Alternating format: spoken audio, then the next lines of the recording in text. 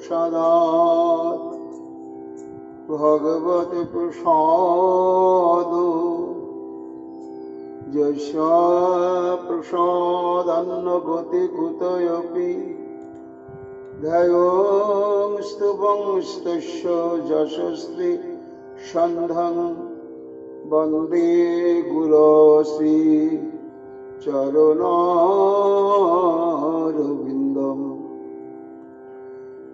गौरकृपा घनीभूतं प्रभुं श्रीहरिनन्दनं मम जीवन सर्वस्वं भक्त्या नौमि पुनः पुनः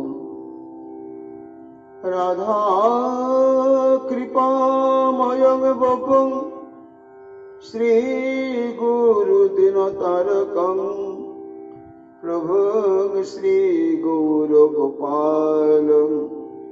भक्त्या नौमि पुनः पुनः अजनो लम्बितभुजो कनकाभो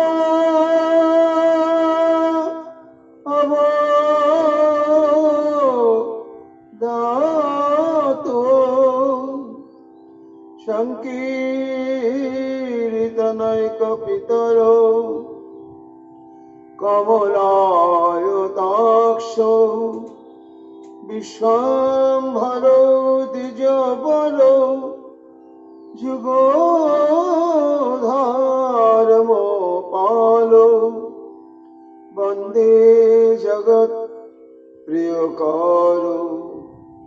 करुणावतारो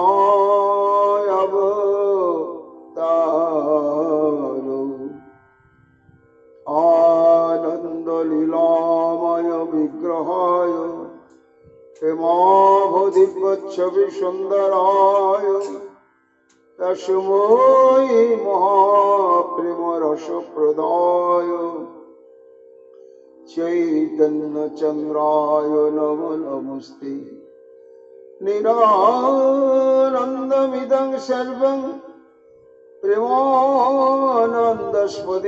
कृतं येन तं सततं वन्दे नित्यानन्दजगद्गुरुं श्रीअद्वैतनमस्तुभ्यं कलिजनकृपानिधे गौरप्रेमप्रदानाय श्रीसीतापतये नमः लादीनिसरूपाय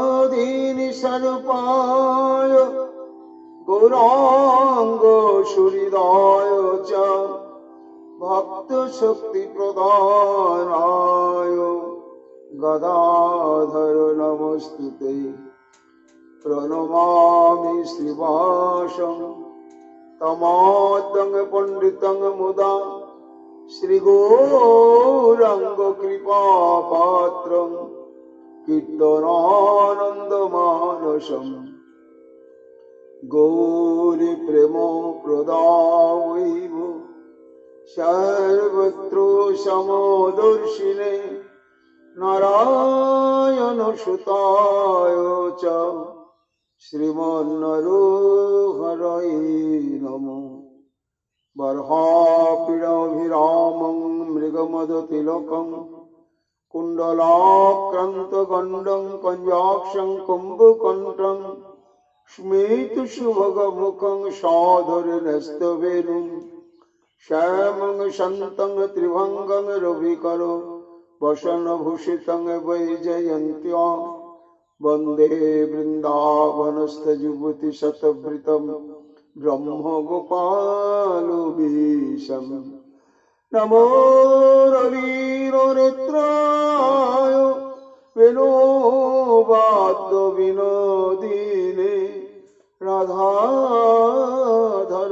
राधाधरसुधापानं शालिले वनमालिने हे कृष्ण करुणा सिंधु दीनबन्धु जगत्पते गोपेश गोपिकान्त राधाकान्त नमस्तुते মুখং করোতি বাচালং পঙ্গুং লঙ্ঘয়তে গিরিম যতি কৃপা তমহং বন্দে পরমানন্দ মাধবম তপ্ত কাঞ্চন গৌরাঙ্গী রাধে বৃন্দাবনেশ্বরী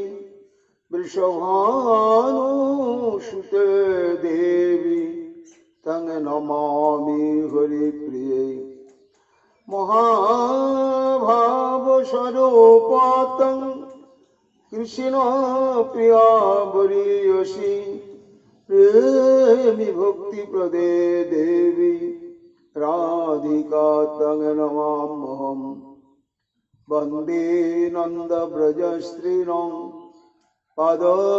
পাদরেণুমভিঘ্নস यशां घुरी कथादिगीतं पुनाति भुवनत्रयम्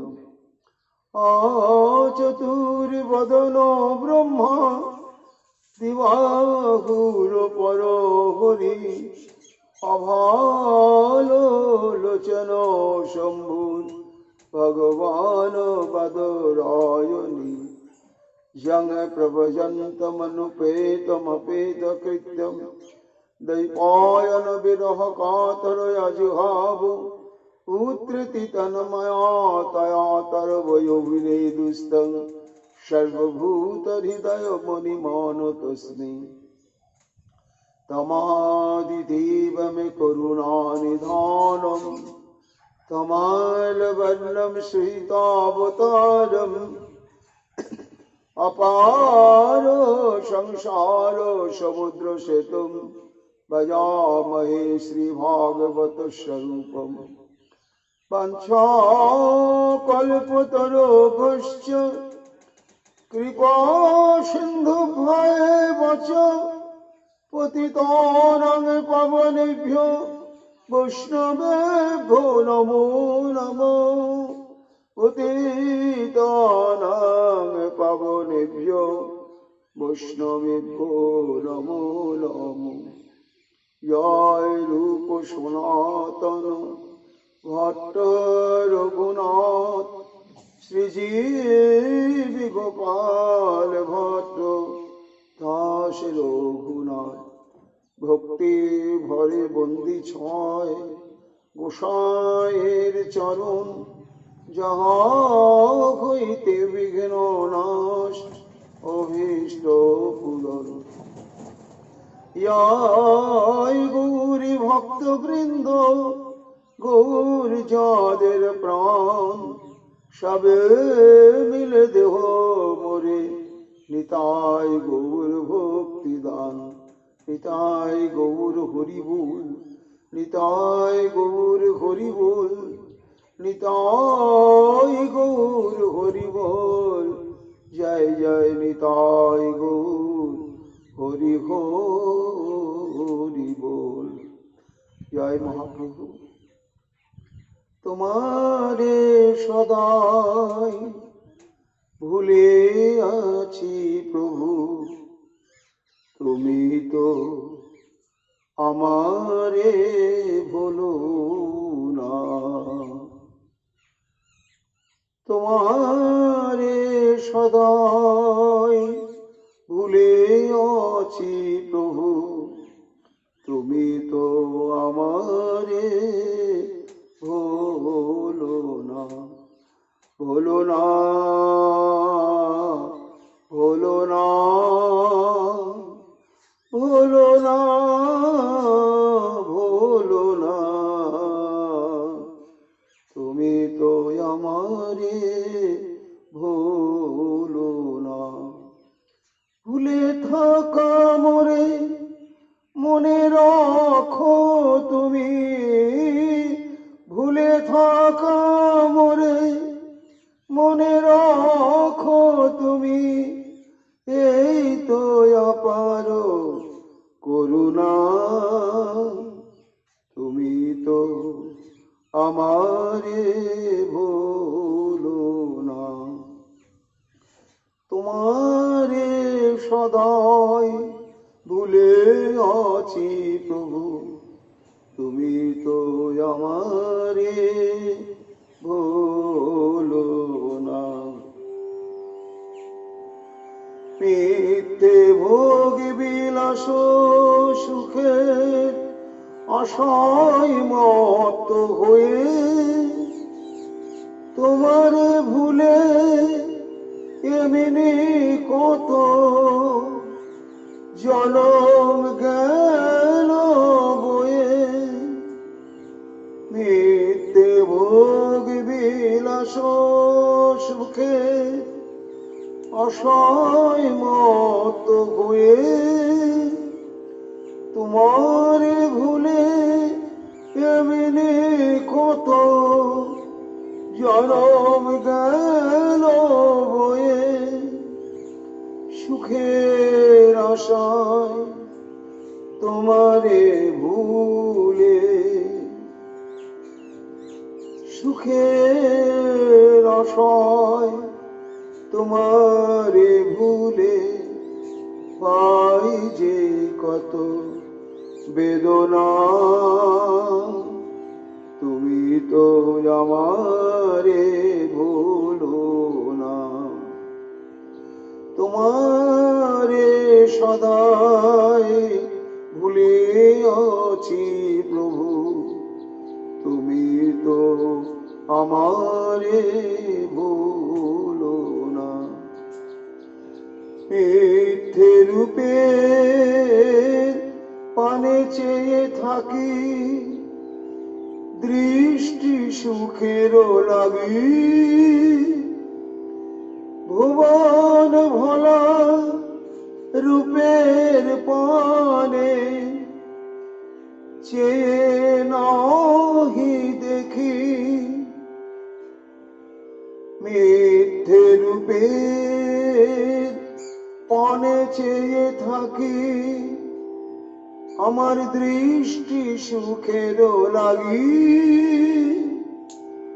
তোমার ভুবন ভোলা রূপের পানে চেয়ে নাহি দেখি। তোমারে দেখি না, তুমি চেয়ে থাকো। আমি তোমারে দেখি না, তবু আমার পানে চেয়ে থাকো। আমায় নয়ন ছাড়া তো করো না। তুমি তো আমারে ভুলো না। তোমারে সদাই ভুলে আছি প্রভু, তুমি তো আমারে ভুলো না। যারা ভালোবাসার নয় তাদের ভালোবাসি, তোমারে ভালো না বেশে। হৃদয় আমার দিবানিশি চলে দারুণ বঞ্চনা বিষে। যারা ভালোবাসার নয় তাদের ভালোবাসি, তোমারে ভালো না বেশে। হৃদয় আমার দিবানিশি চলে দারুণ বঞ্চনা বিষে। তবু তুমি মোরে সদা ভালোবাসো, তবু তুমি মোরে সদা ভালোবাসো। এই তো তোমার প্রেমের মহিমা, তুমি তো আমারে ভুলো না। তোমারে সদাই ভুলে আছি প্রভু, তুমি তো আমারে ভুলো কহিছে স্বরূপ দামোদর দাস, শোনো হে প্রাণের হরি, আমি যে তোমার তুমি যে আমার, এ সম্বন্ধ বিশ্বরী। কহিছে স্বরূপ দামোদর দাস, শোনো হে প্রাণের হরি, আমি যে তোমার তুমি যে আমার, এ সম্বন্ধ বিশ্বরী। আমাকে নিয়ে কত কি যে ভাবি, দিবস রজনী ধরি, বৃথা ভাবনায় পাই নত কিছু, তবু ভেবে ভেবে মরি। আমাকে নিয়ে কত কি যে ভাবি, দিবস রজনী ধরি, বৃথা ভাবনায় পাই নত কিছু, তবু ভেবে ভেবে মরি। তোমারে ভাবি না তবু মোর লাগে, এ গৌর তোমারে ভাবি না তবু মোর লাগে। তোমার কত যে ভাবনা, তুমি তো আমারে ভুলো না। তোমারে সদাই ভুলে আছি প্রভু, তুমি তো আমারে ভুলো না। ভুলে থাকা মনে মনে রাখো তুমি, ভুলে থাকা মনে মনে রাখো তুমি, এই তো অপার করুণা। তুমি তো আমারে ভুলো না, তুমি তো আমারে ভুলো না। জয় মহাপ্রভু সচিনন্দন নরহরি প্রাণ কৃপা করো প্রভু। জয় জয় গৌর সুন্দর মহেশ্বর, জয় নিত্যানন্দ প্রিয় নিত্য কালে বর। কলিযুগ পাবন অবতার প্রেম পুরুষোত্তম ভগবান শ্রী চৈতন্য মহাপ্রভুর অশেষ কৃপা ভাজন কৃষ্ণদ্বৈপায়ন বেদব্যাস অবতার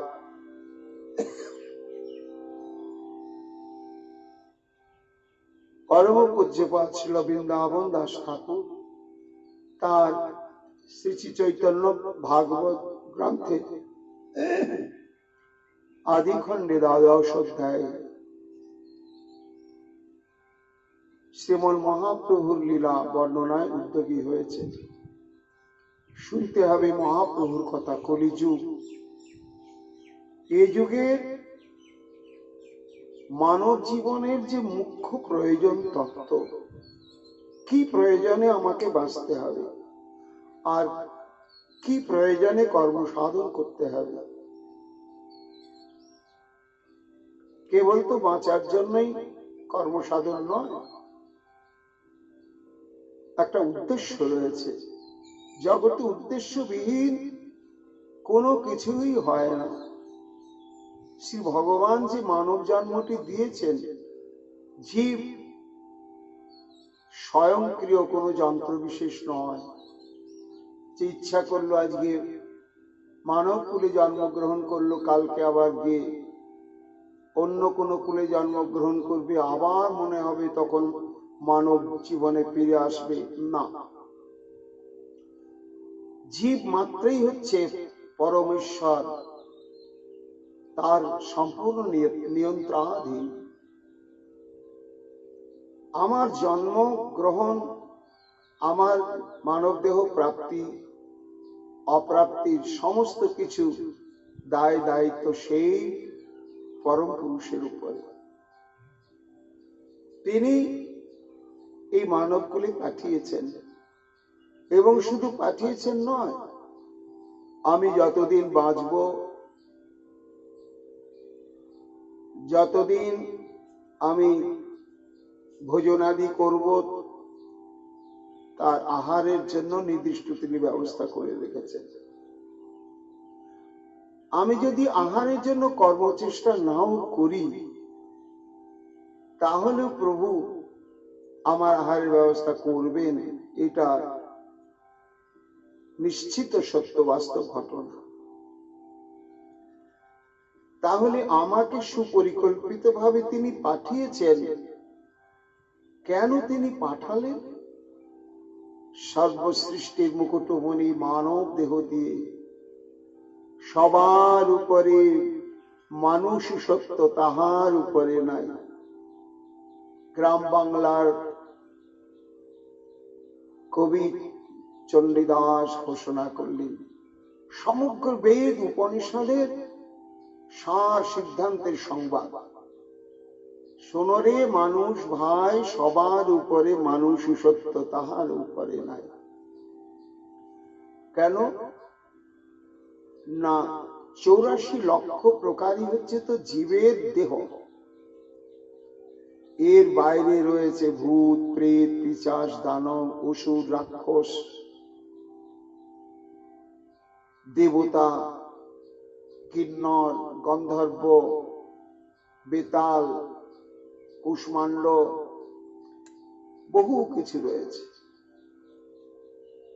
এই 84 লক্ষ প্রকার দেহ বা জন্ম এবং এই অসংখ্য দেব, গন্ধর্ব, অসুর, রাক্ষস ইত্যাদি, তার মধ্যে একমাত্র এই মানব জন্মই হচ্ছে শ্রেষ্ঠ।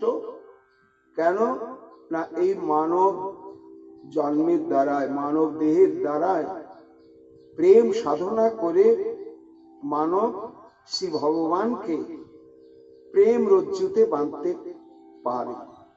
আর দেবতা, গন্ধর্ব, রাক্ষস, তাল, বেতাল ইত্যাদি ইত্যাদি কেউ পারে না। তা তিনি তাহলে মানুষ তাকে প্রেম দিয়ে বাঁধুক, এই জন্য তিনি পাঠালেন। কেন না? শ্রী ভগবান হচ্ছেন অনন্ত বিভু তত্ত্ব। তা এই যে অসীম অনন্ত বিভু তত্ত্ব, তার অন্তরে তৃষ্ণা আছে। তা যিনি স্বভাবতই অনন্ত বস্তু, তার হৃদয়ে যদি তৃষ্ণা থাকে, সেই তৃষ্ণাটাও হয় অনন্ত, সেটাও সীমিত নয়। কিসের তৃষ্ণা?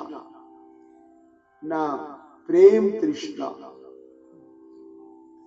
শ্রী ভগবান হচ্ছেন প্রেম কাঙ্গাল, প্রেম ভুখা।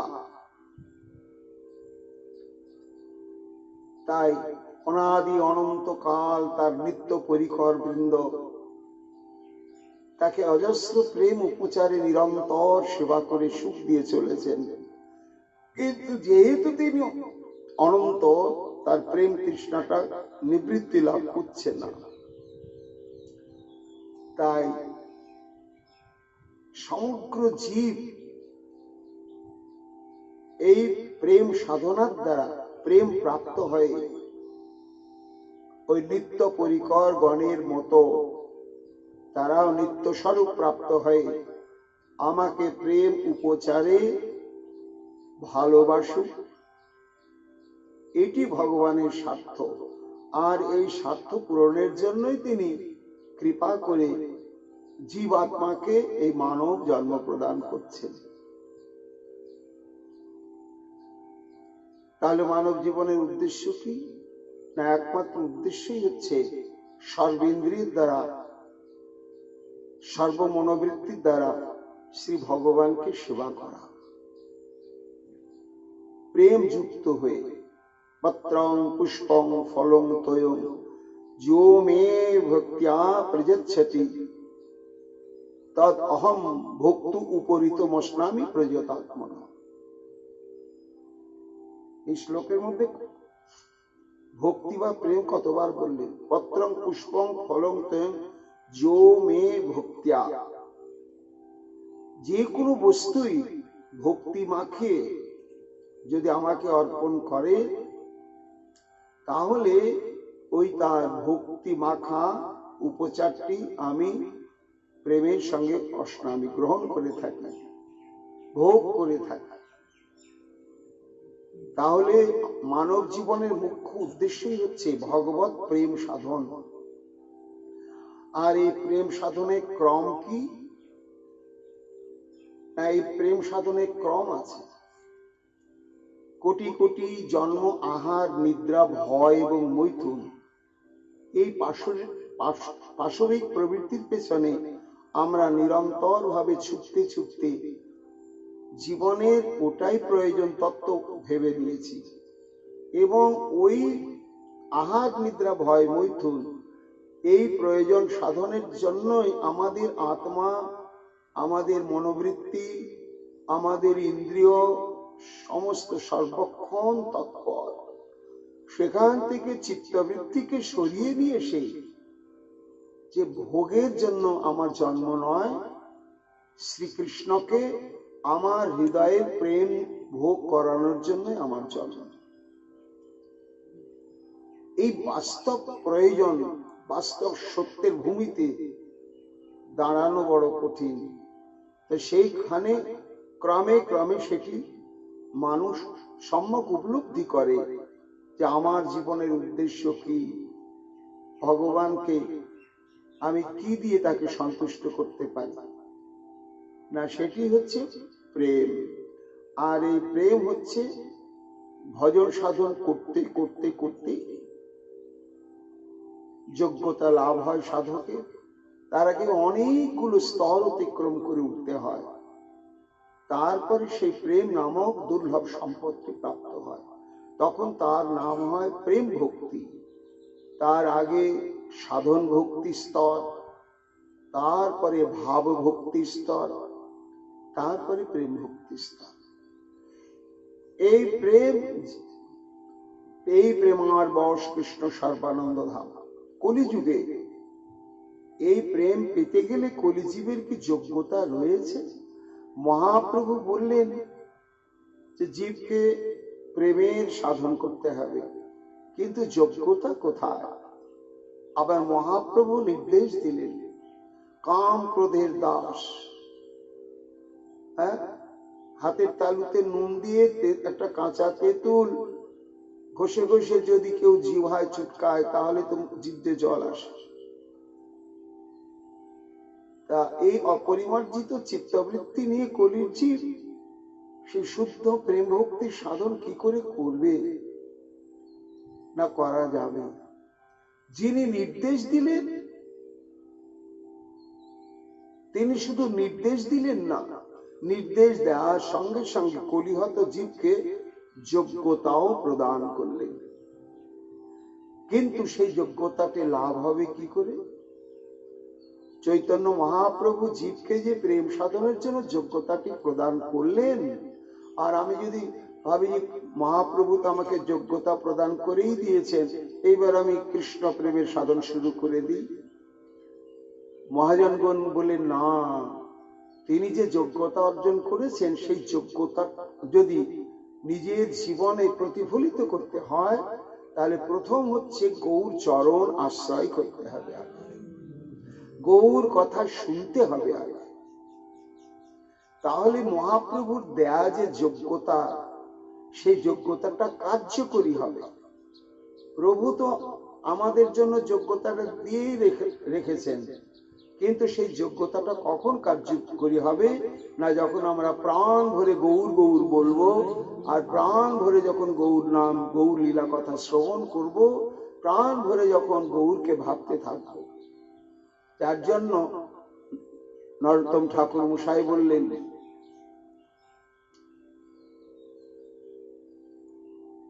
গৌরাঙ্গ মধুর লীলা যারি করনে প্রবেশিলা। হরি বল।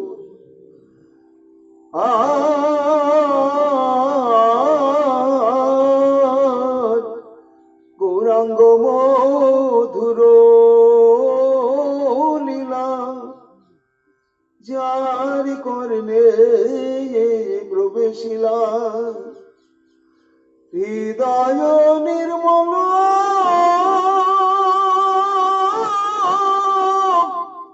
নির্মল ভেল তার। হৃদয় নির্মল ভেল তার। হৃদয় নির্মল ভেল তার। বলি নির্মল হয় গো বিষয় দূষিত হৃদয়। নির্মল হয় গো বিষয় দূষিত হৃদয়। ওই গৌর লীলা শ্রবণেতে বিষয় দূষিত হৃদয় নির্মল হয় গো। হৃদয় নির্মল বেলতা। যে মনকে যোগ সাধনার দ্বারা বেদান্ত অনুশীলনের দ্বারা পরিমার্জিত করা সম্ভব হয় না, শুধু বিশ্বাস নেই প্রাণ ভরে গৌর সুন্দরের লীলা কথা, তার রূপমাধুর্যের কথা, তার করুণার কথা যদি শ্রবণ করা হয়, তাহলে এই যে দুর্লভ প্রেম সম্পদের দ্বারা ভগবত সেবার যে যোগ্যতা, সেটি আসবেই আসবে। যার জন্য কবিরাজ গোস্বামী পাদ বললেন, শ্রোতাম শ্রোতাম নিত্যম গীয়তাম গীয়তাম মুদা। বোঝাবুঝি দরকার নাই, জীব যেবা নাই বোঝে কেহ, শুনিতে শুনিতে সেহ কি অদ্ভুত চৈতন্য চরি। কৃষ্ণে উপজীবে প্রীতি, জানিবে রসের রীতি, হইবে তাহার বড়হিত। শুনতে হবে, বলতে হবে, ভাবতে হবে গৌর কথা। বৃন্দাবন দাস ঠাকুর বলছেন, এই যে আদিখণ্ডের দ্বাদশ অধ্যায় শুরু করতে চলেছেন, তিনি প্রভুর কাছে আশীর্বাদ করছেন, হে প্রভু, এই যে ভক্তগণ তোমার কথা শুনতে এসেছে বা যারা আসবে, তুমি তাদের দিকে একটু কৃপা দৃষ্টি বর্ষণ করো, যাতে তোমার কথার প্রতি তাদের রুচি আসে, প্রেম আসে। জয় জয় সর্ব বৈষ্ণবের ধন প্রাণ, কৃপা দৃষ্টি করো প্রভু সর্বজীবে ত্রাণ।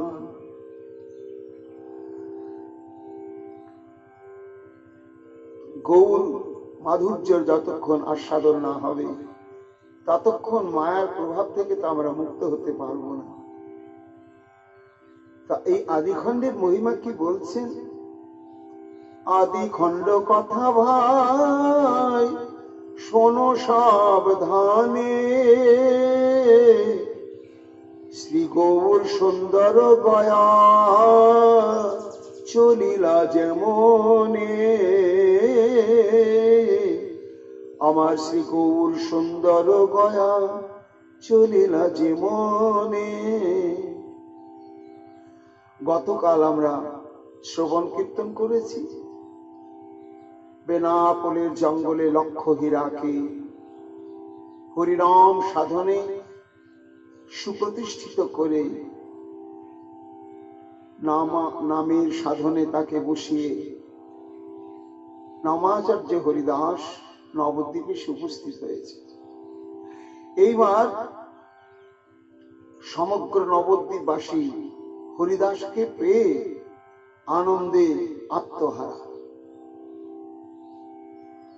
যাক, প্রাণের ব্যথা বোঝার এবং শ্রী ভগবানকে প্রাণ ভরে কেঁদে কেঁদে ডাকার অনুপ্রেরণা এক উৎসয় হচ্ছে হরিদাস ঠাকুর, তাকে পেয়ে আনন্দ। কিন্তু যার মুখাপেক্ষী হয়ে রয়েছেন অদ্বৈতাচার্য, তোমাকে যে তুলসী গঙ্গা জল দিয়ে কেঁদে কেঁদে ডেকে আনলাম প্রভু, কিন্তু কই, তুমি তো এখনো বিভোর রয়েছে অধ্যায়ন আর অধ্যাপন লীলাতে।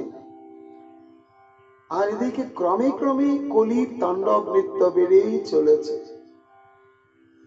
মানুষ শুধু কথাবার্তা, চেহারা, ব্যবহার, পোশাকে মানুষ, কিন্তু প্রবৃত্তির বিচারে মানুষ পশু হয়ে রয়েছে। আহার, নিদ্রা, মৈথুন ছাড়া এই সমাজের মানুষ আর কিচ্ছু বোঝে না। এই মুহূর্তেই তো তোমার আত্মপ্রকাশের প্রয়োজন, কিন্তু যিনি স্বাধীন, স্বরাট, স্বতন্ত্র ঈশ্বর, যিনি সমগ্র জীবের ধাতা বিধাতা সবকিছু, তাহলে নিশ্চয় তিনি কিছু ভাবছেন জীব সম্পর্কে। তার উপরে আমরা কি করে বলবো যে তুমি জীবের জন্য কি করবে? এই জন্য বলতেও পাচ্ছেন না, মরমে মরে যাচ্ছেন, আর অন্তরে অন্তরে তার চরণে প্রার্থনা জানাচ্ছেন, কবে কবে তোমার সেই অতি পাবন রূপ আমরা দর্শন করতে পারবো।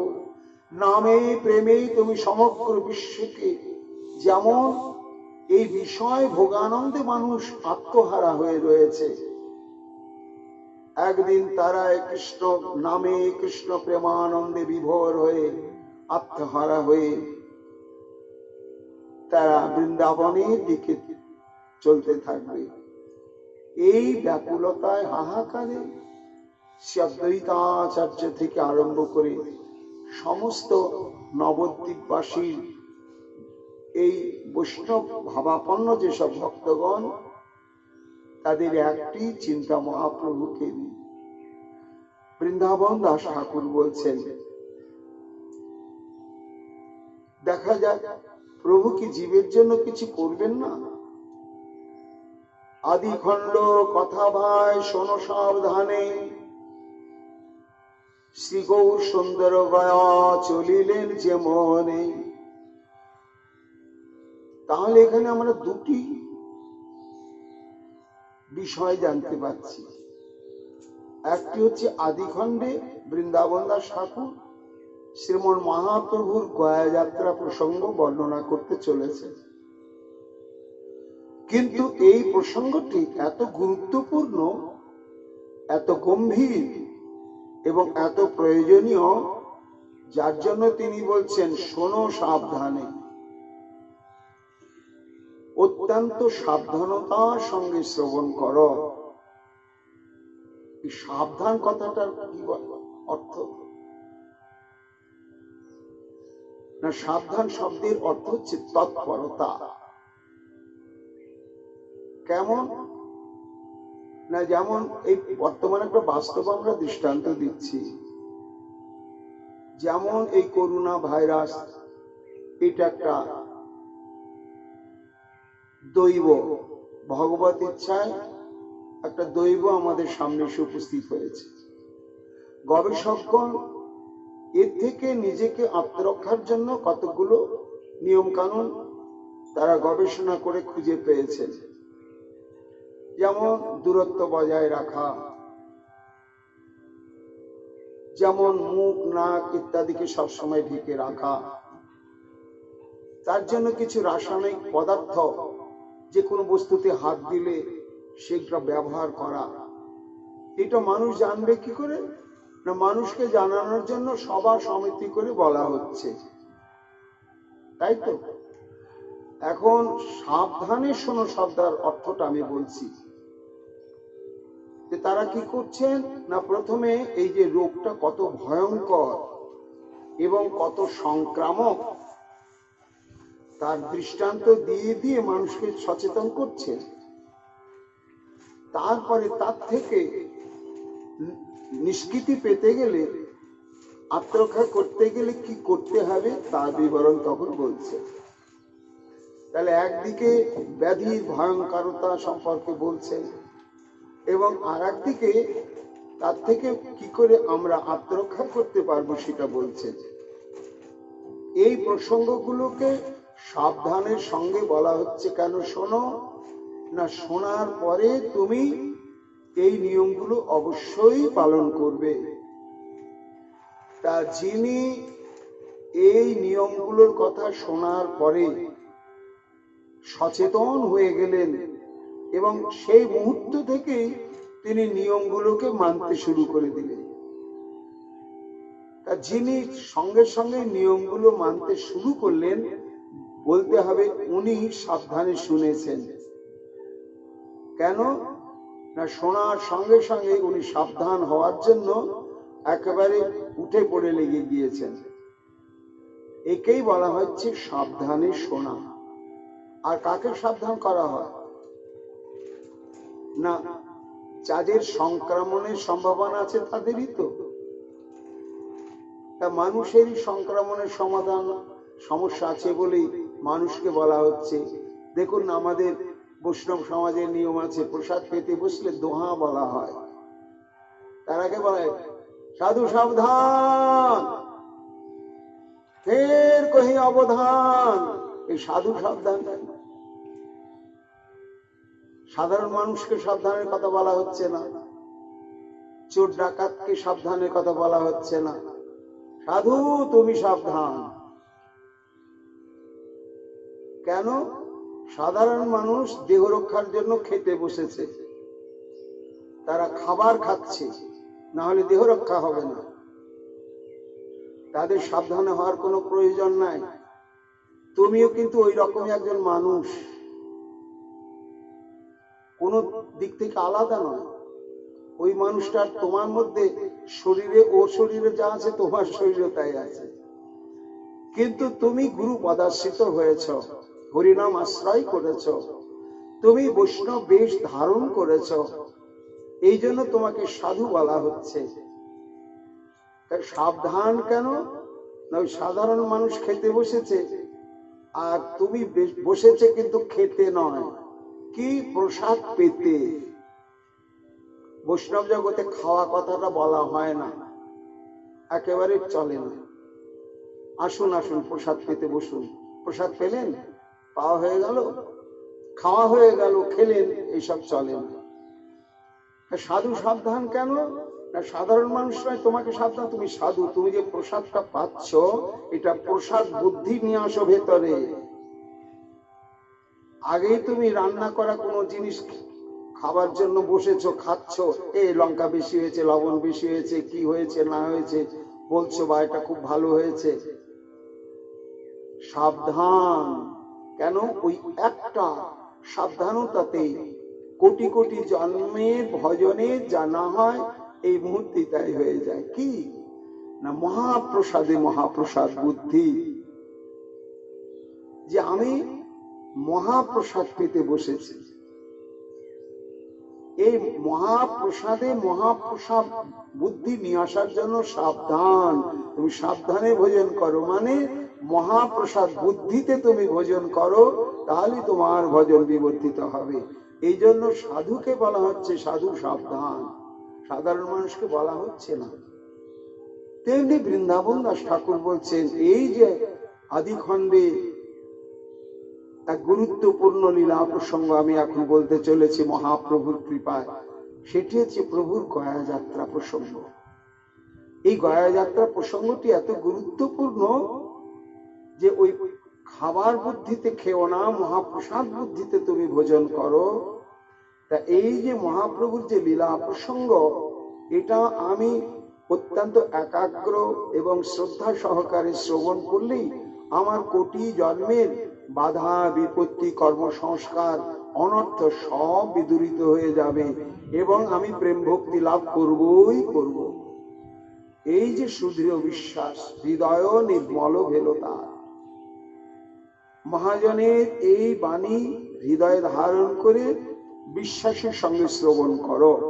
তার জন্যই আদিখণ্ড কথা ভাই শোনো সাবধানে, গৌর সুন্দর গয়া চলিলা যে মনে, নবদ্বীপে হেন মতে শ্রী বৈকুণ্ঠ না, অধ্যাপক শিরোমণি রূপে করে বাস।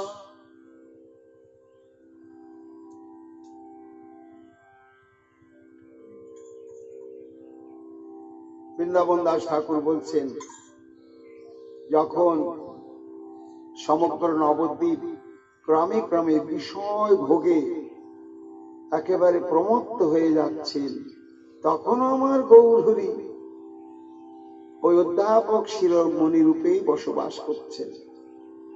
চতুর্দিকে পাষণ্ড বারোয়ে গুরুতর, ভক্তি যোগ নাম হইল শুনিতে দুষ্কর। ভক্তি যোগ, ভক্তি মানে ভগবানকে ভালোবাসা, আর এই ভগবান বলতে একমাত্র আরাধ্য ব্রজেশতনয় ধাম বৃন্দাবন, আর অন্য কেউ নয়। অর্থাৎ শ্রীকৃষ্ণের প্রতি ভক্তি, এটি তদানীন্তন নবদ্বীপে ছিল না। তারা ভগবান বলতে জানতো নারায়ণ, তারা ভগবান বিশ্বাস করত শিব ঠাকুর, বিশ্বহরি, মা মনসা, এইসব। আর এই সমস্তেরই ঘটা করে পুজো পার্বণ, এই সমস্ত উদ্দেশ্যে দান ধ্যান সব কিছু হতো। নিরবধি বৈষ্ণব সবেরে দুষ্টগণে নিন্দা করি বলে তাহা শোনে নয় আপনে। বৈষ্ণবের ধর্ম তো হচ্ছে ত্রিনাদপি, তাদের প্রতি যে কটূক্তি ভয়ঙ্কর ভাবে আরম্ভ হয়ে গিয়েছে, এটা মহাপ্রভু বুঝেছেন যে কি নিন্দাদি চর্চা করা হচ্ছে। ক্রমে ক্রমে এই একটা প্রতিকূল পরিবেশ বৈষ্ণবদের উৎপীড়ন করার জন্য, অপমান করার জন্য একটা আস্তে আস্তে সুপরিকল্পিত একটা গোষ্ঠী তৈরি হয়ে যাচ্ছে। মহাপ্রভু এটা এতদিনে অনুভব করলেন।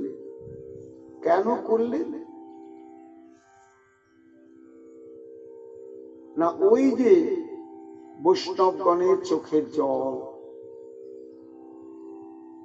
এই অদ্বৈত আদি শ্রীবাস পণ্ডিত, মুকুন্দ দত্ত, ঠাকুর হরিদাস এবং আনুষঙ্গিক আরার যে ভক্ত, তাদের যে ব্যাকুলতা, ক্রন্দন, হে প্রভু কবে তুমি আত্মপ্রকাশ করবে, কবে তুমি জীবকে নাম প্রেমে প্রমত্ত করবে, এই যে তারা নিরন্তর চাইছেন।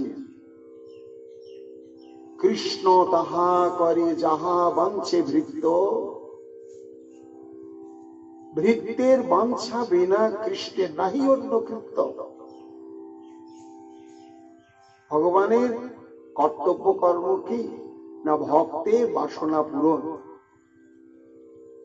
তা ভক্ত কি চাইছে না, এখন সমগ্র বিশ্ব নাম প্রেমে প্লাবনে প্লাবিত হয়ে যায়। আর দেরি করা উচিত নয়।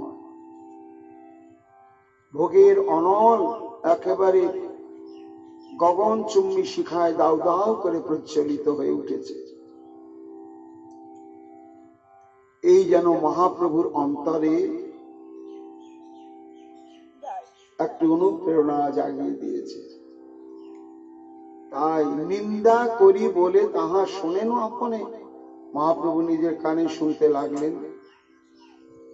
ইথে ইচ্ছা হইল প্রভুর আত্মপ্রকাশ করিতে, ভাবিলেন আগে আসি গিয়া গয়া হইতে। তখন প্রভুর মনে ইচ্ছা জাগলো যে এইবার আমাকে আত্মপ্রকাশ করতে হবে। এই যে তার অতি পাবন স্বরূপ, এই স্বরূপ তাকে প্রকটিত করতেই হবে। কিন্তু আগে আসি গয়া গিয়া হইতে, এই গয়া থেকে ফিরে আসার সঙ্গে প্রভুর এই আত্মপ্রকাশের কি সম্পর্ক রয়েছে? তত্ত্বত যিনি হচ্ছেন কর্তুম অকর্তুম অন্যতা কর্তুম সমর্থ, এমন তত্ত্ব বিশেষ। তার আবার গয়া থেকে ফিরে না এলে তিনি আত্মপ্রকাশ করবেন না, পাষণ্ড দলন করবেন না, নাম প্রেম সমুদ্রে সবাইকে নিমজ্জিত করতে পারবেন না। কেন? আহা, খুব নিগুড় তাৎপর্য প্রসঙ্গ, নিগুড় রহস্যময়, যার জন্য বলছেন শোনো সাবধানে। কেন না, মহাপ্রভু এসেছেন ভক্ত ভাব অঙ্গীকার করে, এক। দ্বিতীয় হচ্ছে তিনি নিজে আচরণ করে জীবকে শিখাবেন। তিনি অলৌকিক ঐশ্বরিক শক্তির দ্বারা করবেন না। কেন? সমাজ এমন একটা স্তরে পৌঁছে গিয়েছে, তদানীন্তন মহাপ্রভুর আবির্ভাবের মুহূর্তে যে ভারতবর্ষ, সেটি এই বর্ণ ব্যবস্থার সংঘাতে পড়ে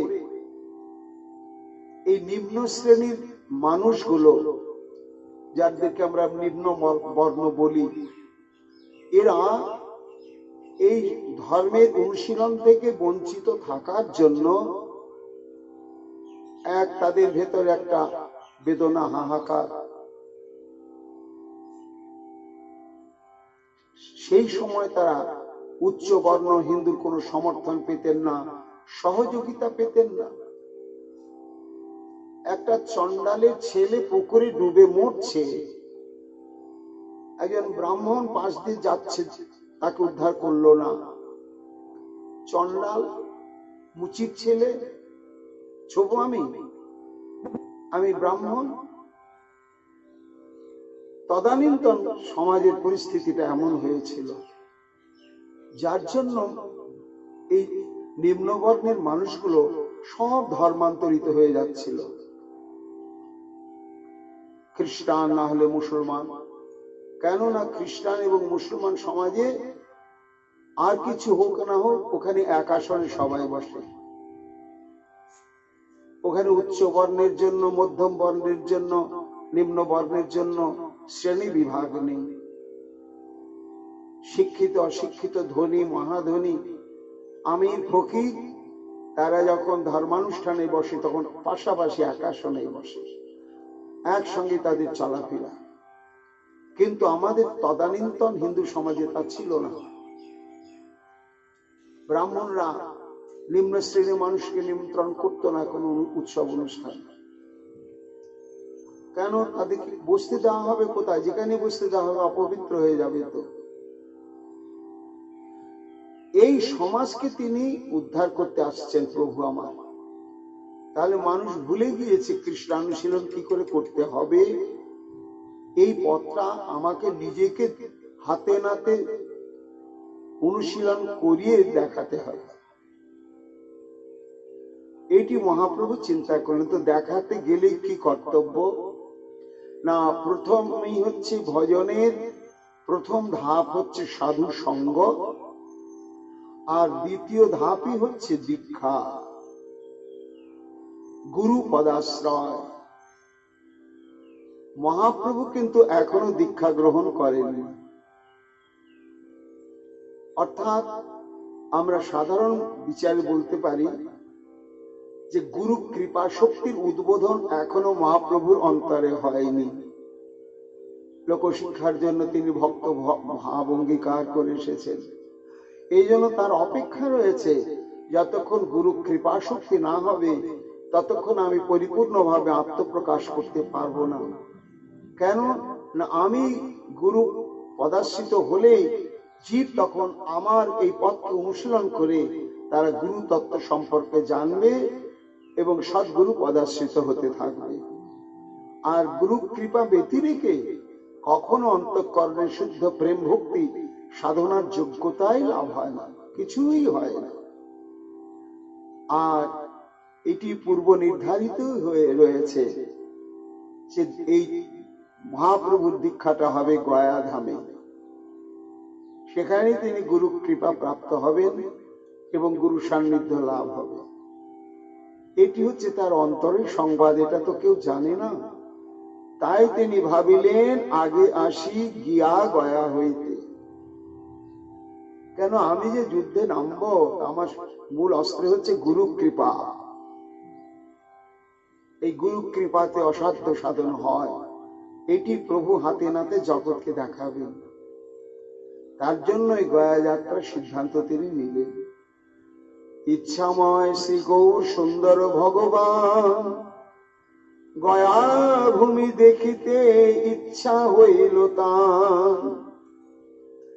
বৃন্দাবন দাস ঠাকুর বলছেন যে প্রভুর তো নিজের প্রয়োজন গুরু সান্নিধ্য প্রাপ্তি, কিন্তু আনুষঙ্গিক ফলটা কি না, প্রভু যেই পথ দিয়ে গয়ায় যাবেন সেই পথের স্থাবর জঙ্গম কীট পতঙ্গ নরনারী সবাই উদ্ধার হয়ে যাবে। দৃষ্ট স্পৃষ্ট সংস্মৃত কীর্তিত বাবা মহাপ্রভুকে দর্শন করার সঙ্গে সঙ্গে কলির জীব আর যারা দর্শন করছে বা করবে সাক্ষাৎ, তাদের আর ভজনের কোনো অপেক্ষা নেই। শাস্ত্রবিধি মত শ্রাদ্ধ কর্মাদি করিয়া যাত্রা করি চলিলায় অনেক শিষ্য লইয়া। গয়া যেতে গেলে পিণ্ড প্রদানের জন্য ঘরে কিছু প্রাথমিক কর্ম থাকে, সেই সমস্ত মহাপ্রভু যথাবিধি সুসম্পন্ন করলেন, করে বেশ কিছু সংখ্যক ব্রাহ্মণ এবং শিষ্যবর্গকে নিয়ে গয়ার পথে চললেন। জননীর আজ্ঞা লই মহাহর্ষ মনে চলিলেন মহাপ্রভু গয়া দর্শনে। মা, তুমি আমায় আশীর্বাদ করো মা। বাবা তো কতদিন পরলোক যাত্রা করেছেন, তার জন্য যথাবিহিত শ্রাদ্ধানুষ্ঠান তো বিধি মতে আমরা করেছি, কিন্তু এটা চিরাচরিত সনাতন ধর্মের বিধান রয়েছে, বিষ্ণু পাদ পদ্মে পারলৌকিক স্বীকৃতি প্রাপ্তির জন্য পিণ্ড প্রদান এবং আনুষঙ্গিক কর্মাদি সুসম্পন্ন করতে হয়। তা এতদিন আমি সুযোগ পাইনি, এইবার আমার সুযোগ হয়েছে,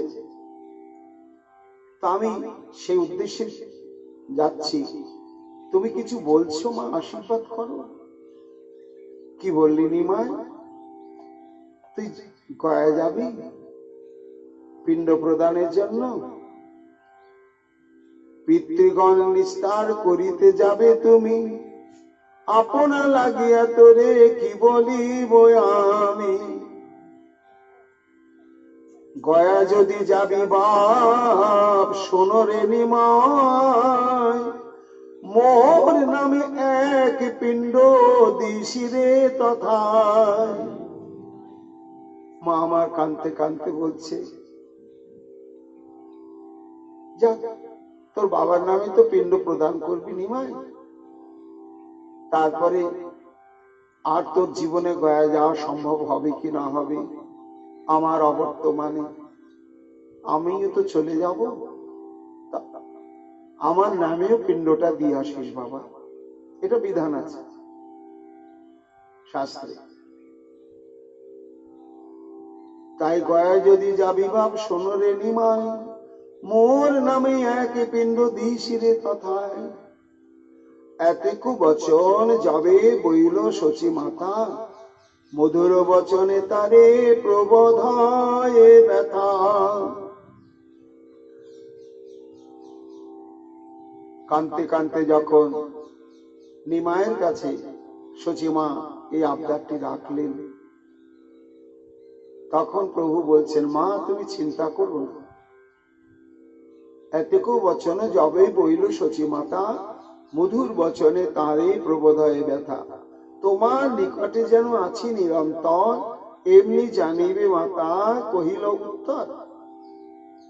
পুত্রের কর্তব্যই হচ্ছে পিতা মাতার বাসনা পূরণ, নিশ্চয় আমি তা করবো মা, তুমি তার জন্য কোনো চিন্তা করো না।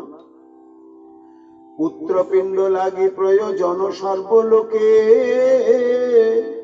মোরে কৃপা করোনা করিহ শোকে। তুমি আমায় কৃপা করো, আমি যেন সুসমাধা করে আসতে পারি।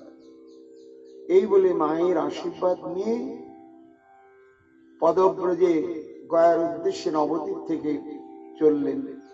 কোন পথে গিয়েছিলেন ঐতিহাসিকগণ সেই পথের সংকেত ধরে রাখেননি। পথে চলয়ে প্রভু শচীর নন্দন, সেই পথের লোক দেখে জুড়ায় নয়ন।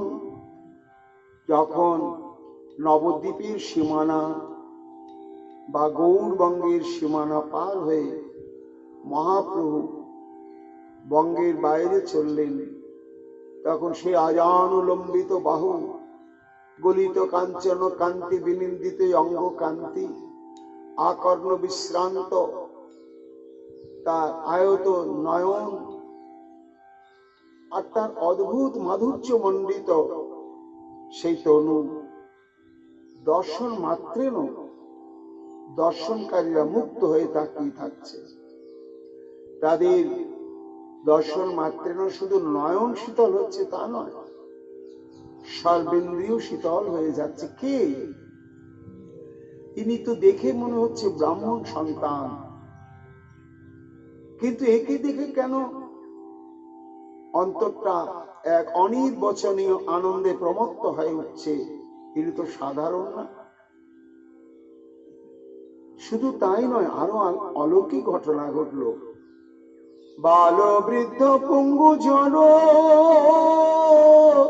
ধাই দেখিবারে, পশু পক্ষী ধায় সব অশ্রু নেত্রে ঝরে।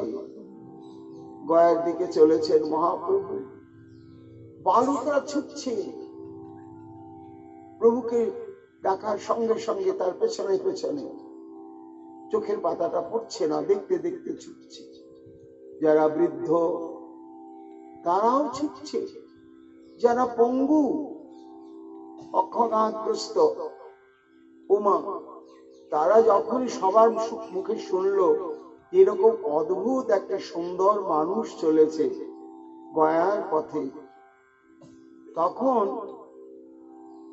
কি জানি তাকে দেখার জন্য তার হৃদয়টা এমন উদ্বেলিত হয়ে উঠল, আর সঙ্গে সঙ্গে তার পঙ্গুত্ব ঘুচে গেল। মহাপ্রভুর কৃপা, পঙ্গুত্ব ঘুচে গিয়ে সে তখন দৌড়াতে শুরু করলো মহাপ্রভুকে দর্শন করবার জন্য। শুধু তাই নয়, জড়বুদ্ধি সম্পন্ন মানুষ তারা প্রকৃতিস্থ হয়ে গেল। অনেক অন্ধ, তারা যখন সবার মুখে শুনছে কাকে কাকে তোমরা দেখবার জন্য ছুটছো গো, আরে একটি সোনার মানুষ, কি অদ্ভুত তাই নাকি? আহা, বিধাতা আমায় অন্ধ করেছে, আমার ভাগ্যে হলো না। হঠাৎ কাঁদতে কাঁদতে কাঁদতে কাঁদতেই সঙ্গে সঙ্গে তার দৃষ্টি এসে গেল, সেও তখন ছুটছে মহাপ্রভুকে দর্শন করবার জন্য। কুলবধূ ধায় সব কুল ত্যাগ করি, সবে বলে যায় দেখো ব্রজেরও শ্রীহরি। গয়া যাত্রায় মহাপ্রভু তাকে দর্শন করে দর্শনকারীর মাত্রেই কি উদ্দীপন হলো, তারা গৌরকে দেখছেন না, যেন মহাপ্রভুকে সাক্ষাৎ সেই বৃন্দাবনের শ্রী গোবিন্দ রূপেই অনুভব করছেন। উনি যেন বর্ণটা গৌর, কিন্তু আসলে সেই ব্রজবিহারী শ্রীকৃষ্ণ। ইহা বলি ধায় লোক নবাধ কেশ, উন্মত্ত করিল প্রভু ভ্রমি সর্বদেশ। উন্মত্ত করিলা প্রভু ভ্রমি সবদেশ। গয়া পথে মহাপ্রভু এইভাবে দর্শন দানের দ্বারা এমন প্রভাবান্বিত করলেন, সবাই উন্মত্ত হয়ে গেল। সর্বপথে এই মতে সর্বলোক ধায়, সর্বলোকে প্রেম রস সাগরে ভাসায়। কখনো জঙ্গলাকীর্ণ পথ, শুধু অরণ্য আর অরণ্য, কখনো উপবন, তার মধ্য দিয়ে মহাপ্রভু চলেছেন সঙ্গীগণকে নিয়ে।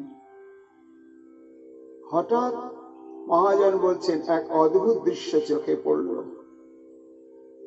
পথে যাইতে এক ঠাঁই দেখে গৌর হরি কুরঙ্গ কুরঙ্গী কেলি করে এক মেলি। যা বাস্তব সত্যকে এখানে তুলে ধরা হয়েছে। লোচন দাস বলছেন বনবিথিত, সেই বনে অনেক হরিণীর বাস। তা মহাপ্রভু যে দিক দিয়ে চলেছেন, পথের পাশেতে এক হরিণ আর হরিণী তারা মৈথুন ক্রিয়ায় রত হয়েছে। এটা স্বাভাবিক, কোনো অস্বাভাবিক ঘটনা নয়, হতেই পারে। কেন, যখনই পশুদের প্রজনন ক্রিয়ার প্রয়োজন পড়ে, তখনই তারা মৈথুন ধর্মকে অবলম্বন করে। মহাপ্রভু দাঁড়িয়ে পড়লেন, সবাই আশ্চর্য। একটা প্রাকৃত দৃশ্য দেখবার জন্য সনাতন পুরুষ মহাপ্রভু কেন দাঁড়িয়ে পড়লেন? প্রাকৃত লোকের মতো হাসে খল খল, মৃগের কৌতুক দেখি প্রভুর ভেল কৌতূহল। মহাপ্রভু হাসছে ওই হরিণ হরিণীর কাণ্ড দেখে। ভক্তগণ মহাপ্রভুর কাছে, মহাপ্রভুর দিকে একবার দেখছি, আবার ভাবছি এ কি, জড় জগতের মানুষ কখনো কখনো পশু আদির এইরকম ক্রিয়া দেখে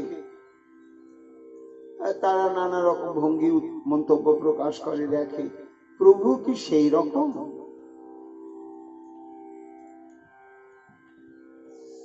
লোভমোহ কাম ক্রোধে মত্ত পশুগণ, কৃষ্ণ না ভজিলে এই মত সর্বজন।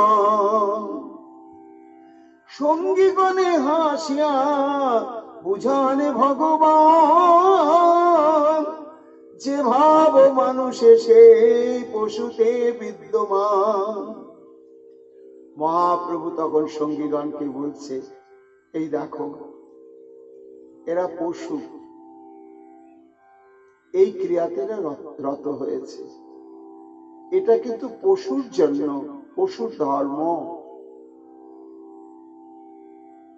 মানুষ কিন্তু এই পশু ধর্মকে অবলম্বন করে নিজের জীবনকে সার্থক করবার সাধনায় একেবারে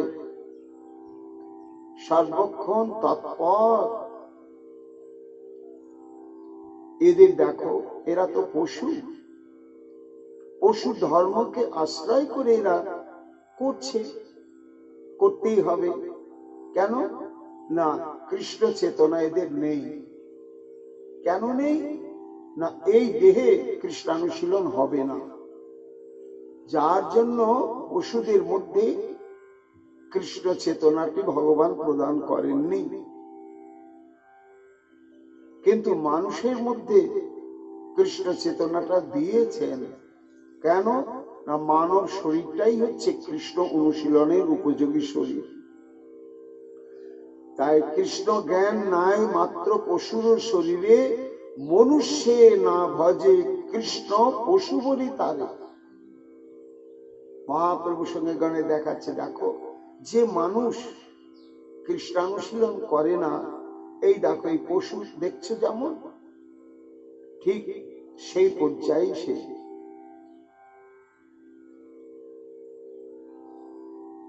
আহার নিদ্রা ভয় মৈথুনঞ্চ সামান্য মেতৎ পশুভিনরণম। তাহলে মানুষ আর পশুদের মধ্যে ভেদের প্রাচীরটা কি? না ধর্মহি অধিক বিশেষ ধর্মে নহিনা পশু সমানা।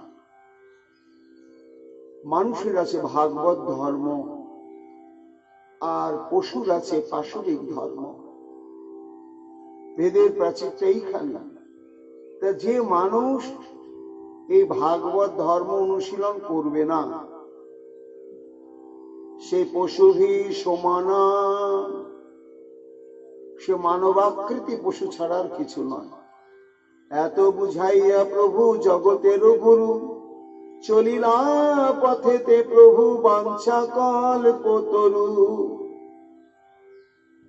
গয়া যাওয়ার পথে এই সমস্ত অদ্ভুত অদ্ভুত লীলা হলো।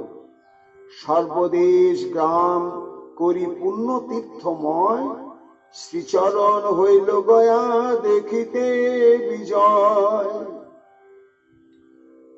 গয়া যাত্রার পথে এইভাবে সমগ্র দেশকে যে যে স্থান দিয়ে মহাপ্রভু চললেন, সেই সমস্ত স্থান মহাশক্তিশালী পুণ্য তীর্থ হয়ে গেল।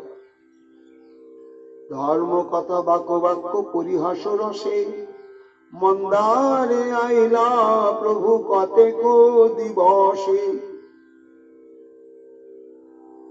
প্রভু তো আমার একটুখানি রসিকও বটে, সব সঙ্গী সাথী গদাধর সঙ্গে রয়েছে। কখনো কখনো তাদের সঙ্গে কোনো ব্যাকরণের কূট তর্কাদি নিয়ে হাসি ঠাট্টা মস্করা করছেন, আবার কখনো কখনো ধর্মানুশীলনের কথাও বলছেন। এইভাবে তারা এসে পৌঁছালেন কোথায়? মন্দারে আইলা প্রভু কতেক দিবসে। মন্দার পর্বতের সানুদেশে উপস্থিত হলেন। গয়া যাওয়ার পথে পড়ে মন্দার হিল। দেখিয়া মন্দারে মধুসূদন তথা হয়, ভ্রমিলেন সকল পর্বত সনীলায়। সে মন্দার পর্বতের উপরে সেই সত্যযুগ থেকেই শ্রী বিষ্ণু ভগবান অধিষ্ঠিত রয়েছে। আর এই সেই মন্দার পর্বত। ভাগবতে বর্ণনা রয়েছে সমুদ্র মন্থনের প্রসঙ্গ। তখন ভগবান দেবগণকে বললেন যে তোমরা দেবতাদের সঙ্গে একটা মীমাংসা করে নাও, চুক্তি করে নাও। কেন শুধু দেবতার দ্বারা হবে না, দেবতা এবং অসুর মিলে সমুদ্র মন্থন করো। যেমন দধি মন্থন করলে তার সার পদার্থ মাখন ওঠে, এবং সেটি যেমন একটা শক্তিশালী প্রাণ সঞ্জীবনী উপাদান বিশেষ, তেমনি সমুদ্র মন্থন করলে সমুদ্রের মধ্য থেকে বহু বহু মূল্যবান বস্তু উঠবে, আর তার মধ্যে যেটি প্রয়োজন সেটি হচ্ছে অমৃত। এই অমৃত তোমরা পান করলে অমরত্ব প্রাপ্ত হবে।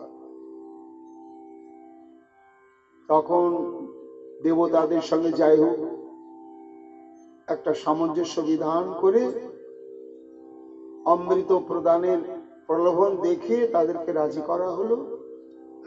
এইবার যে মন্থন হবে, সমুদ্র না হয় হলো, দধি ভাণ্ডের মতো মন্থনের বস্তু। কিন্তু আর দুটো জিনিস, একটা হচ্ছে মন্থন রজ্জু আর মন্থন দণ্ড।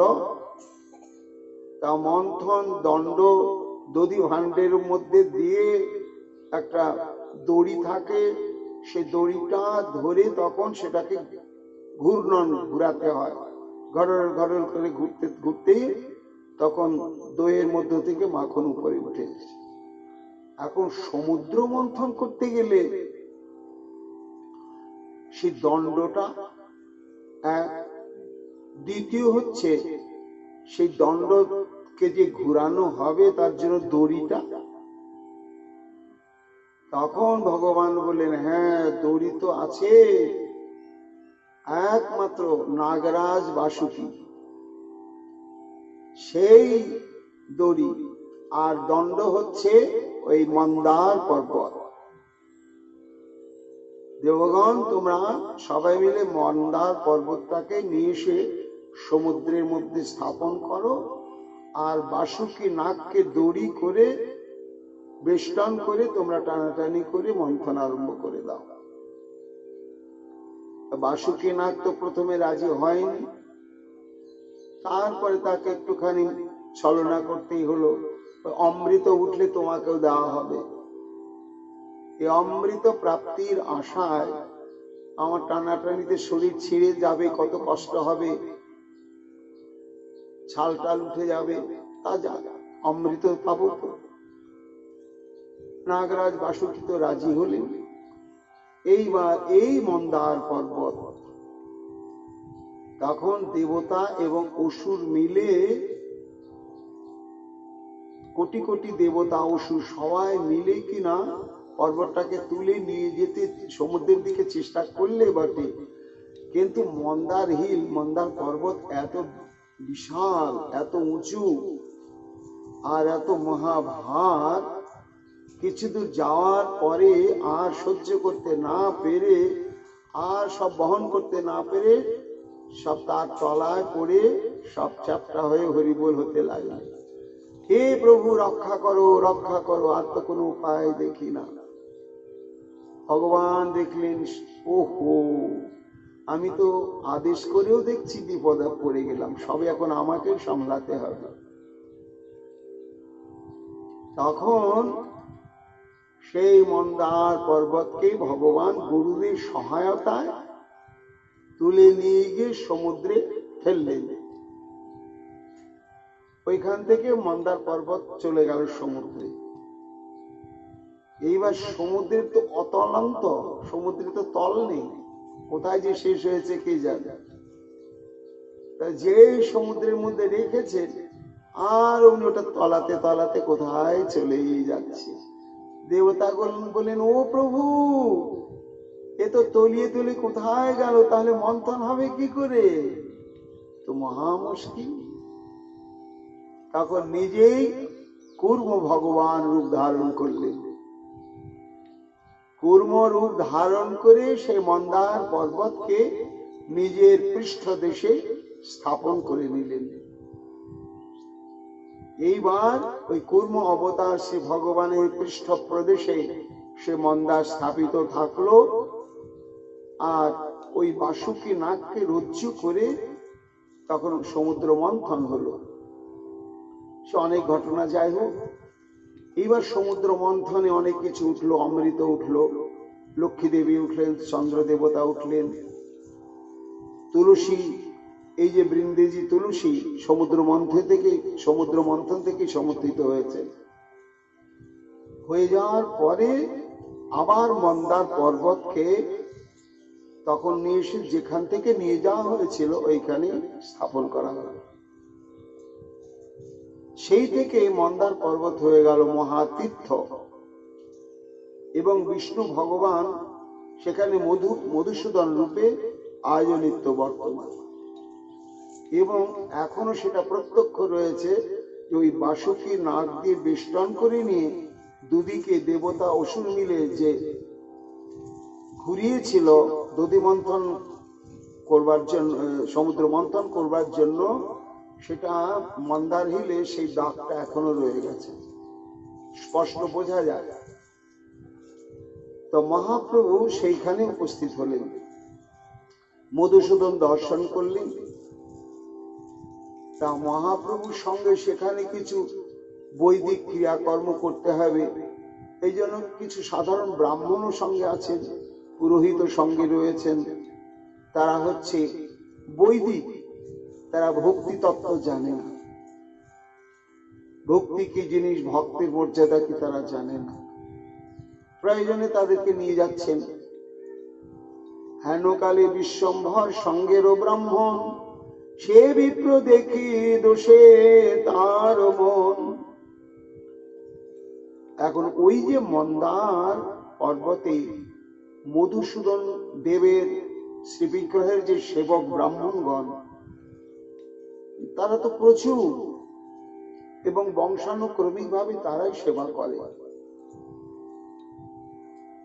এই জন্য মধুসূদনকে তারা যেমন ভাবে সেবা করুন না কেন, মধুসূদনের তাতেই আনন্দ। অনেক সময় দেখা যায় যে মধুসূদনের প্রতি তাদের সেবা নিষ্ঠাটাই বড়, সদাচারটা তাদের কাছে অত গুরুত্বপূর্ণ আচরণ বলে স্থান পায় না। যেমন আমরা পুরীতে জগন্নাথের সেবকদের দেখি, জগন্নাথের সেবকদের কিন্তু একেবারে পরিপূর্ণ বৈষ্ণব বিধান অনুসারে সদাচার নেই, চলাফেরা শৌচাচারে সদাচার নেই। কিন্তু না থাকলেও ওদের সঙ্গে জগন্নাথ দেবের এমন একটা নিবিড় প্রেম, নিবিড় সম্পর্ক যে ওরা যেমন ভাবে সেবা করুক, ওদের সেবা ছাড়া জগন্নাথ আর কারো সেবাতে সুখ পান না, একেবারেই পান না। তেমনি এই সমস্ত ব্রাহ্মণ ওই মন্দার পর্বতে মধুসূদনের সেবা করে, তারা একটু সদাচারে এদিক ওদিক আছে। নবদ্বীপ থেকে গিয়েছেন সব বৈদিক পুরোহিত ব্রাহ্মণ, তারা দেখছিস এটা বামন নাকি, হ্যাঁ পেটের দায়ে এইসব মুচি মাথর এসে বোধহয় পৈতা দিয়ে হয়েছে বামন, এদের সঙ্গ করা যাবে না, এদের ছোঁয়া জল নেওয়া যাবে না। এই তাদের প্রতি একটা দোষ বুদ্ধি। মহাপ্রভু এটা কিন্তু ভালো লাগছে না। দেশে আচরণ করে তারা যথাবিধি, দেখিয়া ব্রাহ্মণ গণে নাহি বিপ্রবুদ্ধি। ব্রাহ্মণে অবজ্ঞা দেখি প্রভু বিশ্বম্ভর, দ্বিজ ভক্তি প্রকাশিব করিলায় অন্তর। মহাপ্রভুর কিন্তু কষ্ট হচ্ছে যে রাম মধুসূদনের সেবক ব্রাহ্মণ বংশানুক্রমিক ভাবে এদেরকে একটু প্রণাম দণ্ডবত প্রণামী দেওয়া, ওদের সঙ্গে কথাই বলছে না, বরং অনর্গল নিন্দাই করছে। এরা বামন কেমন, বামন কেমন বামন। মহাপ্রভু দেখলেন আমার সঙ্গে এসেছে আর এদের ভক্তি তত্ত্ব তো জানা নেই, যার জন্য এরকম বিচার করছে। তখন তাদের সেই ভ্রান্ত ধারণাকে পরিবর্তন করে দেওয়ার জন্য মহাপ্রভু এক অদ্ভুত লীলা প্রকাশ করলেন। অদ্ভুত কি লীলা! এই মতো কত পথে আসিতে আসিতে আর দিন জল প্রকাশিলেন দেহেতে। কোথায় নবদ্বীপ আর কোথায় মন্দার পর্বত, হাঁটতে হাঁটতে যেতে হচ্ছে, কত জায়গার জল, কত রকম আবহাওয়া। মহাপ্রভুর জ্বর হয়ে গেল, একেবারে ভয়ঙ্কর জ্বর। প্রাকৃত লোকের প্রায় বৈকুণ্ঠ ঈশ্বর, লোক শিক্ষা দেখাইতে ধরিলেন জ্বর। মধ্যপথে জল প্রকাশিলেন ঈশ্বরে, শিষ্যগণ হইলেন চিন্তিত অন্তরে। সর্বনাশ, বিদেশ প্রবাস, আর প্রভুর জ্বর বাড়ছে তো বাড়ছেই। আর কোথায় এখানে কবিরাজ আছে, কি আছে না আছে, একমাত্র সবাই জানা আছে জ্বর হলে মাথায় জল দেওয়া হয়। কিন্তু মাথায় যতই জল ঢালছে জ্বর কিন্তু হু হু করেই বেড়ে যাচ্ছে। পথে রহি করিলেন বহু প্রতিকার, তথাপি না ছাড়ে জ্বর হেন ইচ্ছা তার। এবার টুকটাক যা যেমন যেটা জানা ছিল সে তেমন কিছু করতে শুরু করলে না, কিছুতেই কিছু হয় না। সবাই তখন কাঁদো কাঁদো, প্রভু তোমার জ্বর হয়ে গেল, কি হবে?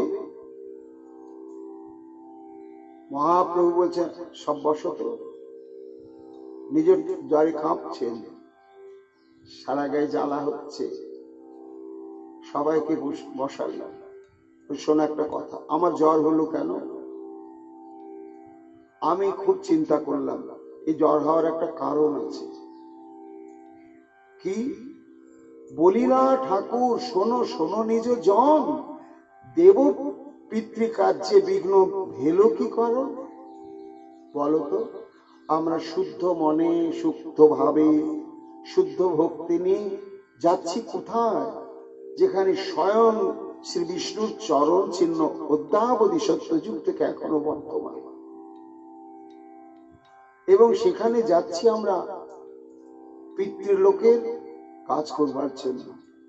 তেমন যে একটা শুভ পবিত্র কর্মসাধন করতে যাচ্ছি, তো সেই কর্মসাধনে বিঘ্ন রূপে জ্বরটা এলো কেন? জানো না, একটা প্রবাদ আছে, বিনে পাপে নাকি পায়ে কাঁটা বিধে না। যদি কারো পাপ থাকে তবে ভালো রাস্তার মধ্যে একটা কাঁটা ফুটে যায় পায়ে, তা নিশ্চয় কিছু একটা দোষ হয়েছে। না জানে কি মোর দোষে সঙ্গীগণ দোষে, শ্রেয় কার্যে বিঘ্ন হয় বড়ই অসন্তোষে। তাহলে কি প্রভু? শোনো, আমার মনে হচ্ছে আমার কোনো দোষ হয়েছে হয়তো, আর না হলে তোমরা যে আমার সঙ্গে আসছো আমার উদ্দেশ্য সাধন করবার জন্য, এই তোমাদের মধ্যে কিছু দোষ হয়েছে। হয় আমি কোনো বৈষ্ণব নিন্দা করেছি, কোন ভক্ত নিন্দা করেছি, এর জন্য আমার এই জ্বর। আর না হলে তোমরা যেহেতু আমার সঙ্গে এসেছো আর আমার সঙ্গে রয়েছো, তোমরা নিশ্চয় করেছো। এখন তোমরা করলে কি হবে? যেহেতু আমাকে আশ্রয় করে তোমরা এসেছো আমার দায়িত্বে, ওই জন্য তোমাদের অপরাধটা আমার ঘাড়ে এসে আমার এই কর্মফল ভোগ করাচ্ছে। সর্ববিঘ্ন নিবারণে আছো এই উপায়। সবাই তখন একেবারে চমকে গেল। আর যে ব্রাহ্মণগুলো ওই মন্দার পর্বতে ব্রাহ্মণদের নিন্দা করেছিল, তারা ভয় পেয়ে গেল। এই আমরা বোধহয় একটু ভুল করে ফেললাম। তারা বংশানুক্রমী ভাবে ঠাকুরের সেবা করে, তাদের দোষ দেখা আমাদের উচিত হয়নি, তাহলে বোধহয় দোষটা আমাদেরও হয়ে গেল নাকি কি জানি। প্রভু তো অন্তর্যামী বুঝতে পেরেছেন, কাঁদতে কাঁদতে বলছেন, প্রভু না তুমি দোষ করবে কেন প্রভু? না না, তুমি কোনো দোষ করেনি, মনে হয় আমাদেরই দোষ। এই জন্যই যদি তোমার কর্মফল, আমাদের কর্মফল তোমাকে ভোগ করতে হয়, হে দয়াল, এটা যদি তুমি অনুভব করে থাকো, তাহলে এটাও তুমি জানো এর প্রতিকার কি। তাহলে নিশ্চয় তুমি প্রতিকারের উপায়টা বলে দাও প্রভু। তখন মহাপ্রভু বলছেন, হ্যাঁ উপায় আছে। কি? সর্ববিঘ্ন নিবারণ আছে উপায়, বিপ্র পাদদক মোরে দেহ তো জুড়ায়। বিপ্র পাদদক পানে সর্বব্যাধি হরে, এখনই পালাবে জ্বর কি করিতে পারে। এর একটাই উপায় হচ্ছে, এই যে মধুসূদন ভগবানের সেবক সমস্ত ব্রাহ্মণগণ, আমরা তাদের সান্নিধ্য প্রাপ্ত হয়েছি, এই এর প্রতিবিধানই হচ্ছে ব্রাহ্মণের চরণামৃত পান করা। আমার মনে হচ্ছে যে নিশ্চয় এই ব্রাহ্মণের চরণামৃতে মহাঔষধ, আর এটি আমি যদি শ্রদ্ধা সহকারে গ্রহণ করি তাহলে এই জ্বর বাপ বাপ করে পালাবে। তবে প্রভু ব্যবস্থিলা ঔষধ আপনে, সর্ব দুঃখ খণ্ডে বিপ্র পাদদক পানে। বিপ্র পাদদকের মহিমা বুঝাইতে পান করিলেন প্রভু আপনি সাক্ষাতে। যাও যাও শিগগির, আমাকে যদি সুস্থ করতে চাও ওই ব্রাহ্মণের চরণ ধৌত জল নিয়ে এসো। কোন ব্রাহ্মণের কথা বললেন মনে রাখতে হবে, এখানে একটু ব্রাহ্মণের বিচার আছে না। সব ব্রাহ্মণের চরণামৃত পানেই আদিবাদী সারবে না। যিনি কৃষ্ণ ভক্ত ব্রাহ্মণ, যিনি ব্রহ্মবাদী বৈদিক ব্রাহ্মণ, তিনি ব্রাহ্মণ, কিন্তু তার পদধৌত জলে ক্রিয়া হবে না, তাকে বিষ্ণু ভক্ত হতে হবে। তা যে ব্রাহ্মণ বিষ্ণু ভক্ত, বিষ্ণুর অর্চনা করেন, বিষ্ণুকে বিশ্বাস করেন, বিষ্ণুর প্রতি যার অচল অটল বিশ্বাস শ্রদ্ধা, এমন ব্রাহ্মণের যদি চরণামৃত পান করা যায় তাহলে সর্বব্যাধি দূর হয়ে যায়। শীঘ্রই নিয়ে এসে যাও। সঙ্গে সঙ্গে গিয়ে সঙ্গীগণ তাই নিয়ে এলেন।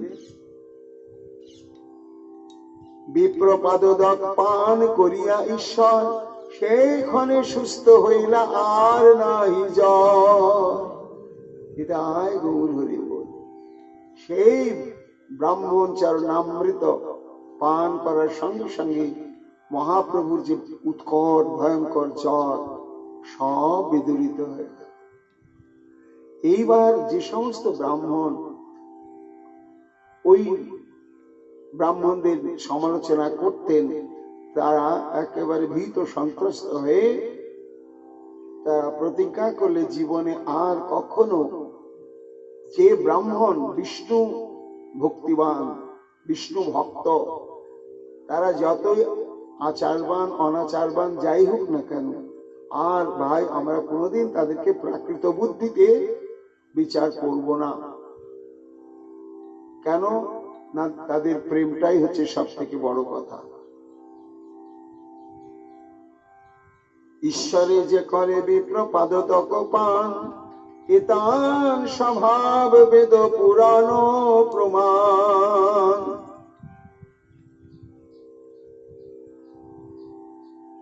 ভক্তের ভক্তি সদাচারের তো কোনো বালায় থাকে না।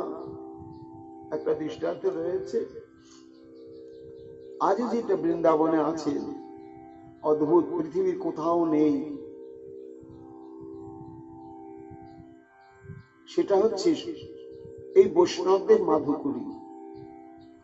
ব্রজবাসীর ঘরে এমনও আছে প্রত্যেক দিন 10 জন 20 জন করে সাধু যায় মাধুকরী আনতে, সারা বছর বিরক্ত হয় না। কিন্তু ব্রজবাসীদের কোন আচার আচরণ নেই, এমনকি ওরা বাসি কাপড়ও ছাড়ে না। অথচ ব্রজবাসীর ঘরে মাধুকরী না করলে প্রেম ভক্তি লাভ হবে না। একটা দৃষ্টান্ত আছে, এক বাবাজি মহারাজ রাধেশ্যাম মাইয়া, আরে বাবাজি তো এখানে আসে না কোনোদিন, এসে গেছি কিচ্ছু নেই, রুটি টুটি সব শেষ। ঘরে একটা শিশু আছে, সে দুধ খাচ্ছিল, দুধ পান করছিল। ওই ছেলের মুখ থেকে কেড়ে নিয়ে সে বাবাকে দিয়ে দিলে। বাবা তো সচক্ষে দেখলে, দিল, কিন্তু গাটা এত ঘিন ঘিন করছে। চোখে যদি না দেখতাম তাহলে হতো। দেখো দেখিনি, এই বাচ্চার এঁটোটা আমাকে দিয়ে দিল, মনটা খুব ছোট হয়ে গেল।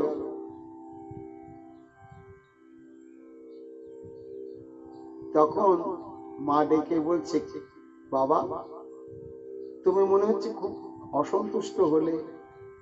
বলে, মা তুমি হেঁটো এই দুধটা দিলে তুমি?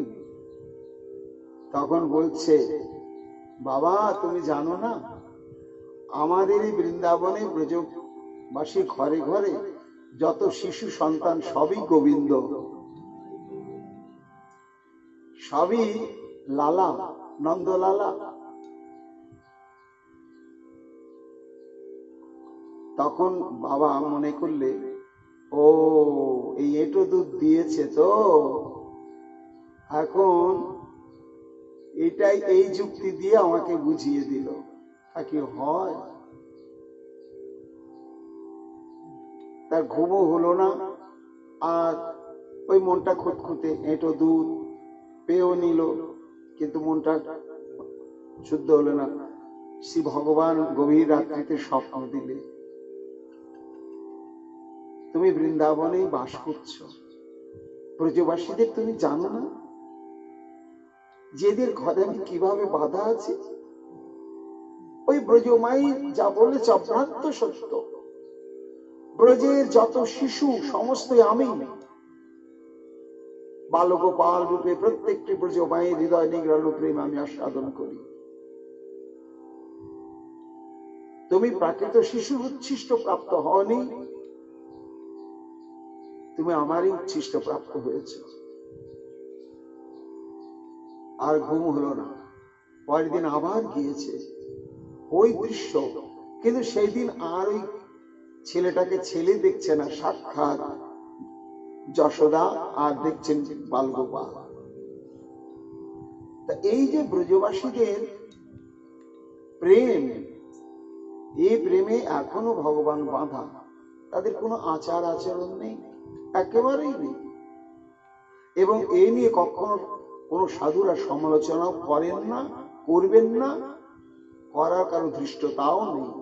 সেটা অমৃত ভাবে নিতে হয়। কেন? এটা অন্য দেশের লোকের দিলে না, তা নেওয়া যাবে না। এটা ব্রজবাসীর ক্ষেত্রে ছাড়। কেন? ওদের কৃষ্ণের প্রতি অভ্রান্ত বিশ্বাস, অভ্রান্ত ভক্তি প্রেম। তেমনি সব ব্রাহ্মণের চরণামৃত নয়। যে ব্রাহ্মণ এই ধরনের কোন সিদ্ধ বিগ্রহ, তার সেবায় উৎসর্গীকৃত প্রাণ, তাদের যদি আচার আচরণের মধ্যে কিছু ভ্রষ্টাচার থাকে, সেটা দেখতে নেই, তাকে মর্যাদায় দিতে হবে। এইটাই লোকশিক্ষা দেওয়ার জন্য মহাপ্রভু পাদদক পান করলেন। যে যথা মাং প্রপদ্যন্তে তাং ততৈব ভজাম্যহম মম বর্তানুবর্তন্তে মনুষ্য পার্থ সর্বস্ব। শ্রীকৃষ্ণ অর্জুনকে বললেন, যে যথা মাং প্রপদ্যন্তে, অর্থাৎ ভক্ত আমার চরণামৃত পান না করে থাকতে পারে না। এবং চরণামৃত পান করার পরে তার যে কি অদ্ভুত প্রেমের উল্লাস, কি প্রেমের অভিব্যক্তি, আর কি আনন্দ। আমার প্রতিজ্ঞা, যে আমাকে যেমন করে ভজন করবে আমিও তাকে তেমনি ভজন করব। ভক্ত যেমন আমার চরণামৃত পান করে নিজে ধন্য কৃতার্থ হয়ে যায়, তা আমার তো প্রতিজ্ঞা, তাহলে ভক্ত যা করে আমাকেও তাই করতে হবে। এই জন্য তিনি ভক্ত ভাব অঙ্গীকার করে চৈতন্য অবতারে ওই যে যথামাং প্রপদ্যন্তে, ভক্ত যেমন ভগবানের চরণামৃতে কৃতকৃতার্থ মনে করেন, আজ ভগবানও ভক্তের চরণামৃত প্রাপ্ত হয় কৃতকৃতার্থ করে জগৎকে শিক্ষা দিলেন যে বৈষ্ণব পদধূলি, বৈষ্ণব পদধৌত জল, কৃষ্ণ ভক্তি কৃষ্ণ দিতে ধরে মহাবল। এই পথটাকে জগৎ যেন অনুসরণ করে। যে তাহান দাস্য পদ ভাবেন নিরন্তর, তাহানে অবশ্য দাস্য করেন ঈশ্বর। অতএব নাম তার সেবক বৎসল, আপনে হারিয়া বাড়ায়েন ভক্ত বল।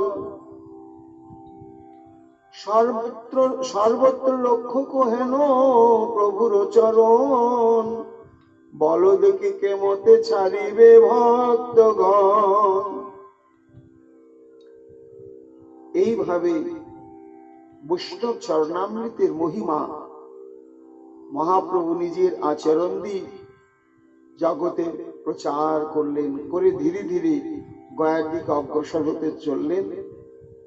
এবার পরবর্তীতে আরো অদ্ভুত অদ্ভুত লীলা প্রসঙ্গের অবতারণা করলেন মহাপ্রভুর কৃপা। আগামীকাল আমরা তার শ্রবণ কীর্তন করব। এখনকার মতো শ্রী চৈতন্য ভাগবত কথা আমাদের এইখানেই বিশ্রাম লাভ করছে। নিতাই গৌর হরি বল, নিতাই গৌর হরি বল। জয় মহাপ্রভু, জগতের কল্যাণ করো। নরহরির প্রাণ আমার গৌরাঙ্গ হে, গোরা গোরা গোরা গোরা গৌরাঙ্গ হে, হা গোরা প্রাণ গোরা গৌরাঙ্গ হে, অন্তরে বাহিরে গোরা গৌরাঙ্গ হে, হা গোরা প্রাণ গোরা, হা গোরা প্রাণ